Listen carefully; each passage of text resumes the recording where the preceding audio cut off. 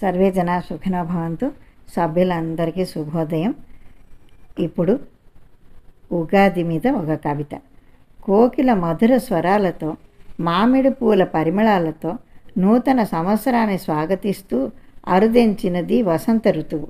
మల్లెల గుబాళింపుతో, నోరూరించే ఆవకాయ రుచులతో, మామిడి ఫలాల మధురిమలతో అలరించున్నది గ్రీష్మ ఋతువు.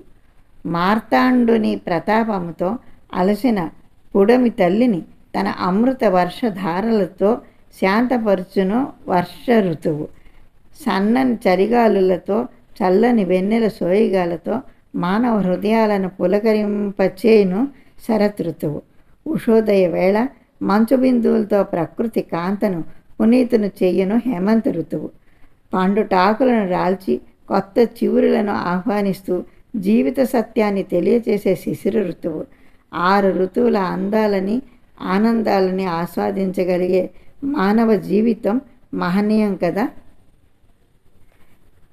ఇది కవిత. ఇంకొక మంచి కవితతో రేపు కలుసుకుందాం. అప్పటిదాకా సెలవు. శ్రీమాత్రే నమః.